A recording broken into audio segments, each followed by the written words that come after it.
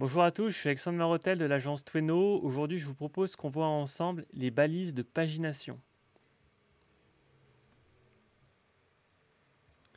Alors, commençons par une définition. Donc, la balise de pagination est une balise HTML qui est utilisée pour indiquer au moteur de recherche que le contenu est paginé, c'est-à-dire divisé en plusieurs sections distinctes et accessibles en quelques clics. L'ensemble de ces sections représente une série structurée de pages qui sont connectées en fonction de leur contenu. Du coup, pourquoi la pagination est-elle quelque chose d'important? Alors, il y a deux grandes raisons, hein, disons. Premièrement, c'est vraiment d'un point de vue meilleure expérience utilisateur pour la garantir, et ensuite pour faciliter notamment la navigation. Alors, les deux sont quand même extrêmement liés, hein. Ensuite, deux exemples de conception de pagination. Donc, le premier style, hein, c'est donc avec page précédente et page suivante que vous allez pouvoir voir ici, hein, précédent et suivant. Et du coup, eh bien, on peut avancer soit par petits sauts, voilà, avec précédent et suivant.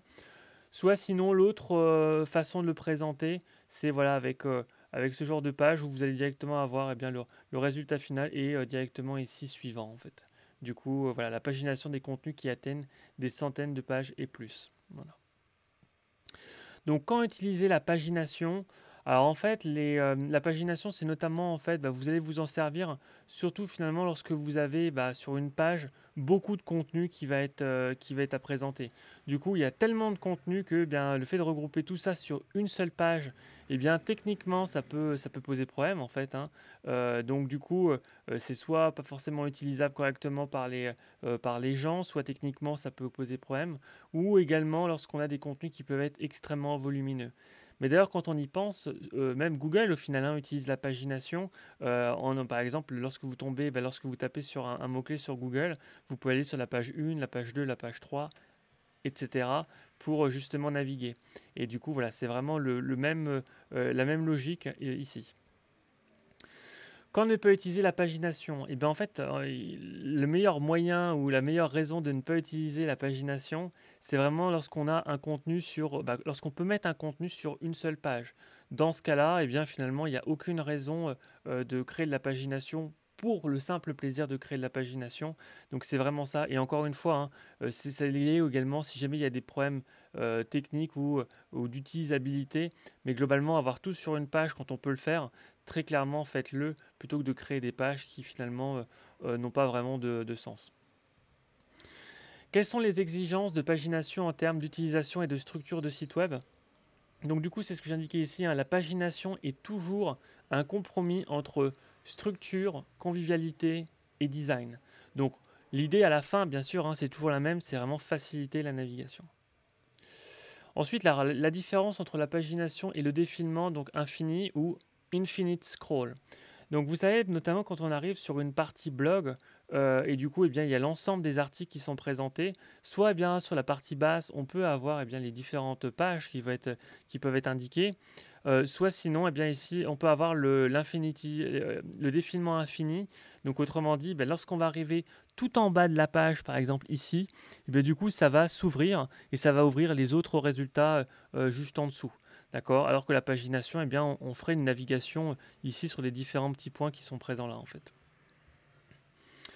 Alors ensuite, comment Google gère les pages paginées, donc Next et Prev.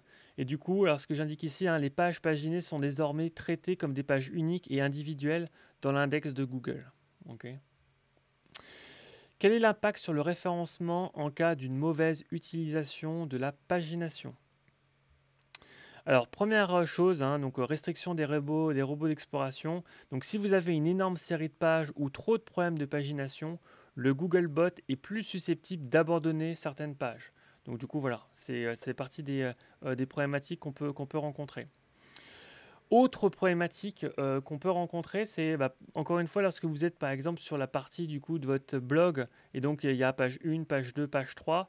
En fait, on peut notamment avoir des problématiques de teen content. Donc teen content en français dans le texte, c'est simplement du contenu mince. Pourquoi? Parce que finalement, eh bien, vous allez avoir les features image qui vont être présentes.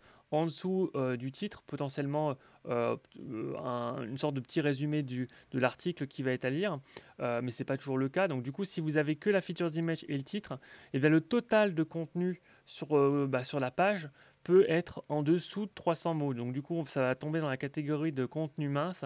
Et donc ça, du coup, c'est pas forcément ce qui est le plus formidable en fait. Du coup, après, bon, en SEO, c'est toujours c'est des choses qui reviennent qui sont relativement normales également, hein. En tout cas, un professionnel ne sera jamais complètement choqué de voir que vos pages de pagination sont minces.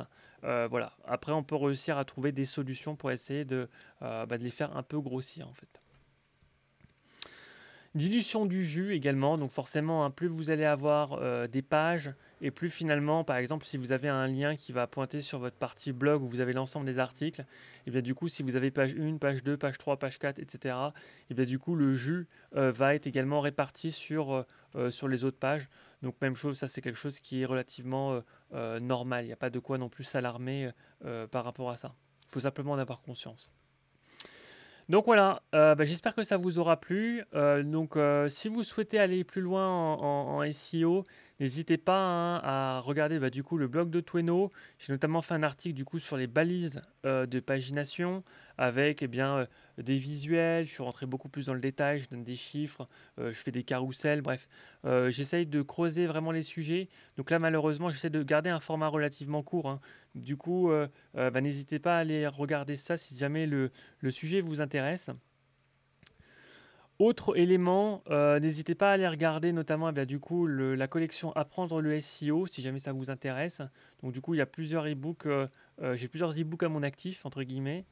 Et enfin, formation SEO en ligne. Donc du coup, si vous souhaitez vraiment en apprendre plus sur le SEO, obtenir du trafic grâce au référencement naturel, n'hésitez pas à regarder ce que je propose. L'idée, c'est vraiment d'avoir justement des modules qui vous accompagnent et qui vous permettent justement de progresser et d'utiliser vraiment le SEO comme un vrai excellent canal d'acquisition pour votre business afin d'arriver bien sûr sur plus de chiffre d'affaires, plus de revenus, et comme ça tout le monde est content. Voilà, et bien écoutez, merci à tous et à bientôt.